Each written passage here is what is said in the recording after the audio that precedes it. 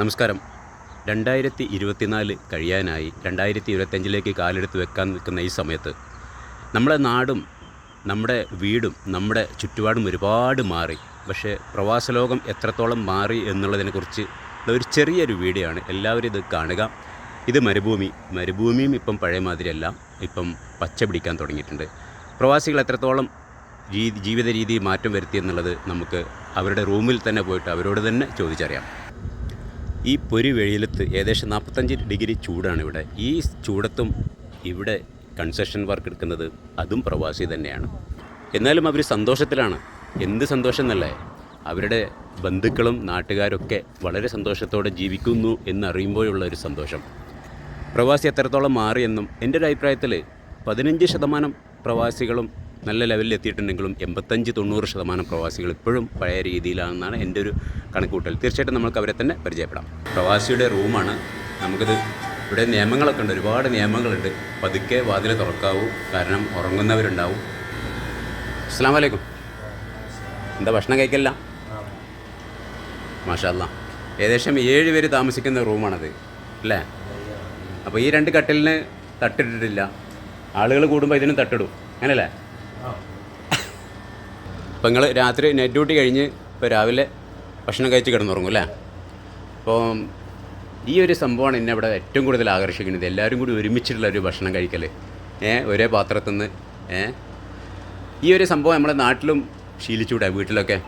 പക്ഷേ വീട്ടിൽ നമ്മളിപ്പോൾ പുതിയ ജനറേഷൻ വളരെയധികം വ്യത്യസ്തമായിട്ടാണ്. കാരണം ഒരാൾ 8 മണിക്ക് എണീക്കുന്നവർ, 10 മണിക്ക് എണീക്കുന്നവർ, ഉച്ചയ്ക്ക് എണീക്കണവർ, എന്നിട്ട് തോന്നിയ മാതിരി എന്തെങ്കിലും കഴിച്ചു പോവുക. അപ്പോൾ ഈ ഒരു സംസ്കാരം നമ്മളെ വീട്ടിലൊക്കെ വളർത്തിയെടുക്കണം. അല്ല കാക്കയുടെ കുറച്ച് കാര്യങ്ങൾ ചോദിച്ചിട്ട്. കാക്ക ഇവിടെ എത്ര വർഷമായി? 26 വർഷം കഴിഞ്ഞു. ഓക്കെ. അപ്പോൾ 26 വർഷത്തിനിടയിൽ നിങ്ങൾ ഇതുപോലത്തെ സിറ്റുവേഷൻ തന്നെയല്ലേ ജീവിച്ചു പോന്നിട്ടുള്ളത്? അങ്ങനെ തന്നെയാണ്. പിന്നെ ഇനി ജീവിക്കാൻ സാധ്യതയുള്ളത് അത് തന്നെയാണ്. അടുത്തൊന്നും നിർത്തിപ്പോകാനുള്ള പരിപാടിയില്ല.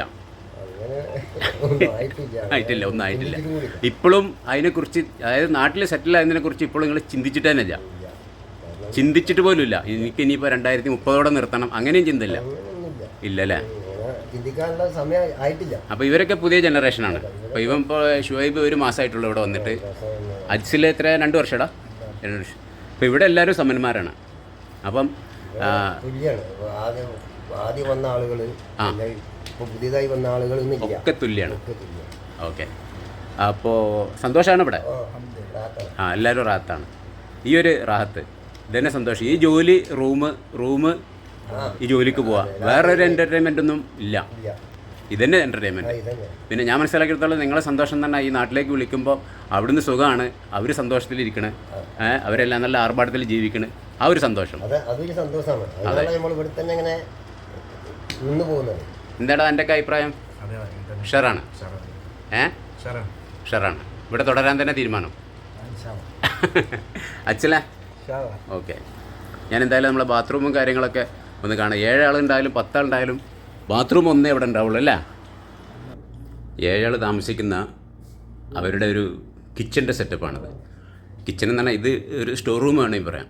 എത്ര മനോഹരമായിട്ടാണ് ഡ്രസ്സുകൾ, ഇവരുടെ എല്ലാവരുടെ ഡ്രസ്സും എത്ര ഒരുമയോട് കൂടിയാണ് തൂങ്ങിയെടുക്കണമെന്നറിയാം. ഇവർ ജീവിതം പോലെ തന്നെ ഡ്രസ്സുകളും അതുപോലെ തന്നെ, ഒരു പ്രശ്നം ആർക്കുമില്ല. ഇതുണ്ടല്ലേ, ഇത് കിച്ചണ്. ഇതിൻ്റെ സൗകര്യം എന്ന് പറഞ്ഞാൽ നമ്മുടെ നാട്ടിലത്തെ ഒരു ബാത്റൂമിൻ്റെ സൗകര്യം ഇതിനുള്ളൂ. ആ ഒരു 6x6 അത്ര ഇതിൻ്റെ നീളം വീതി കണക്കാക്കാൻ പറ്റുള്ളൂ. ചോറൊക്കെ റെഡിയാക്കിയാണ്. ഇത് കണ്ട ഒരു ചോറ്, ഒരു കറി, ഒരു ചെറിയൊരു താളിപ്പ്, മുലൂഖിയ എന്ന് പറയും. ഇത്രയേ ഉള്ളൂ. അല്ലാതെ 4 കൂട്ടാനും 10 കൂട്ടാനൊന്നുമില്ല. ഇനി ഇവിടെ തന്നെ ഒരുപാട് നിയമങ്ങളൊക്കെ എഴുതി വെച്ചൊരു വാതിലുണ്ട്. നമുക്കതൊന്ന് വായിക്കാം. No smoking. വാതിൽ തുറന്നിടരുത്. ശുചിത്വം പാലിക്കുക. ബാത്റൂമിൽ ഒരാൾ 12 മിനിറ്റിൽ കൂടുതൽ സമയം ഉപയോഗിക്കരുത്. പിന്നെന്താ ഇതിന്? പുറത്ത് ആൾ വെയിറ്റ് ചെയ്യുന്നില്ലെന്ന് ഉറപ്പുവരുത്തുക. ഇത്രയും നിയമാവലികളാണ് ഈ ഒരു ഡോറ് കറന്ന് അകത്തേക്ക് പോയാലുള്ളത്. അപ്പോൾ അത് വളരെ ഇതാണ് ബാത്റൂം. ഈ ഒരു ബാത്റൂമിൻ്റെ ഉള്ളിൽ തന്നെയാണ് എല്ലാ സംഗതിയും. അതായത് കുളിക്കാനും കക്കൂസ് പോകാനും വാഷ് ചെയ്യാനും. ഇവിടെ വലിയൊരു ബക്കറ്റ് ഇരിപ്പുണ്ട്. ഇതെന്താണെന്ന് അറിയുന്നത്, ഇതിലേക്ക് വെള്ളം സ്റ്റോർ ചെയ്ത് വെച്ചിട്ട് ആ വെള്ളം കൊണ്ടേ കുടിക്കാൻ പറ്റില്ല, അത്രയും ചൂടാണ് വെള്ളത്തിന്. ഇത്രയാണ് ഒരു ആവറേജ് പ്രവാസിയുടെ സെറ്റപ്പ്. ഒരുപാട് നമ്മുടെ നാടും ലോകം ഒരുപാട് വളർന്നെങ്കിലും നമുക്കറിയാം 25 വർഷം മുമ്പും ഇന്നും പ്രവാസി തന്നെയാണ്. അപ്പം നാട്ടിലുള്ളവരൊക്കെ മനസ്സിലാക്കേണ്ടത്, ഇവിടെ ആർഭാടത്തോടെ ജീവിക്കുന്ന ഒരു 5-10% ആളുകളെ മാത്രം കമ്പയർ ചെയ്താൽ പോരാ. ഇനി ഇതിലും താഴേക്കിടയിൽ ജീവിക്കുന്ന ഒരുപാട് പേരുണ്ട്. അപ്പം പ്രവാസികൾക്ക് വേണ്ടിയിട്ട് നമുക്ക് പ്രാർത്ഥിക്കാം, അവരെ ചൂഷണം ചെയ്യാതിരിക്കുക എന്നും കൂടി ഞാനിതിൻ്റെ കൂടെ ഓർമ്മപ്പെടുത്തുന്നു.